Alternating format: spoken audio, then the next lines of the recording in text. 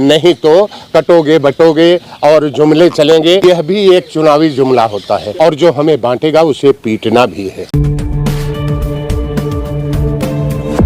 किसकी तरफ इशारा है कि बटोगे तो कटोगे? आप लोगों का बहुत बहुत, मीडिया वालों का धन्यवाद है।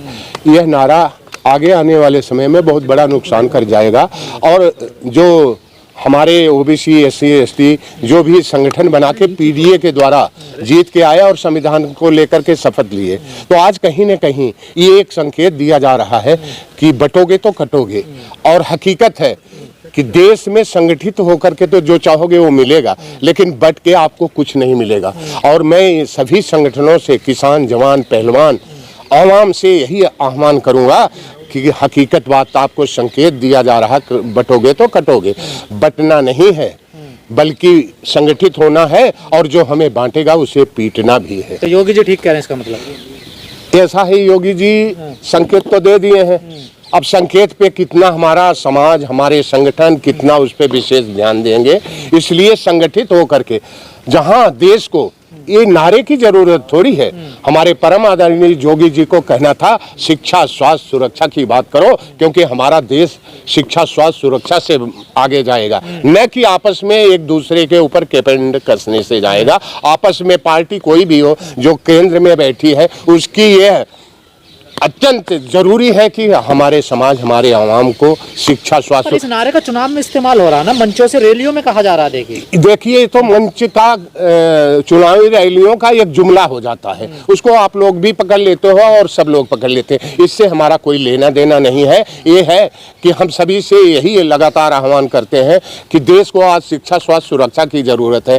पूरे विश्व में भारत की कम से कम 70% युवा है जो आज बेरोजगारी की तरफ जा रही है। सारा प्राइवेट होता जा रहा है, तो इस प्राइवेट को खत्म करें, क्योंकि सबको रोजगार चाहिए। आज शिक्षा, स्वास्थ्य, सुरक्षा और रोजगार दे दे तो ऐसी सरकार का लोग धन्यवाद करेंगे, सभी धन्यवाद करेंगे। प्रधानमंत्री कह रहे हैं कि आपकी बेटी छीन लेंगे, आपकी माटी छीन लेंगे, आपकी रोटी छीन लेंगे। पिछले चुनाव में कहा आपका मंगलसूत्र छीन लेंगे, ये आपकी भैंस ले जाएंगे।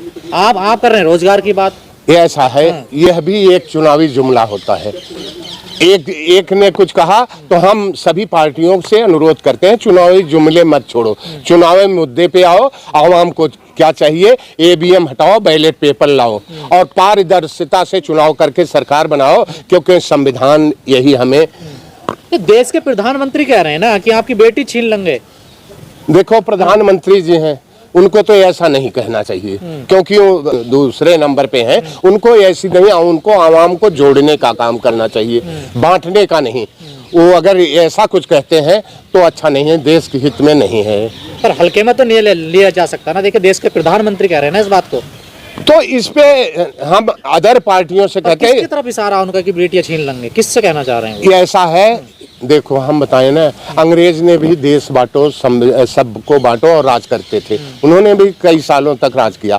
हम ये नहीं कहते, हम उनकी बातों में नहीं। अदर जो पार्टियां हैं, विपक्ष है, वो मजबूत होकर के खड़ा हो, नहीं तो कटोगे बटोगे और जुमले चलेंगे। इलेक्शन भी खत्म हो जाएगा, नवीन रियासतीकरण हो जाएगा, शिक्षा, स्वास्थ्य, सुरक्षा छीन ली जाएगी, फिर हमारे पास बचेगा क्या? आने वाली पीढ़ियां हमें कोसेंगी। इसलिए सभी से आह्वान है, संगठित होकर के जो हमारे अभी बुद्धिजीवी, समाज सेवी, किसान, जवान, पहलवान आह्वान करें। 28 तारीख को एक मंच पे आकर के सब अपनी बात रखो, अपनी आने वाली पीढ़ियों को सुरक्षित करो। इन्हीं बातों के साथ जय भारत, जय संविधान।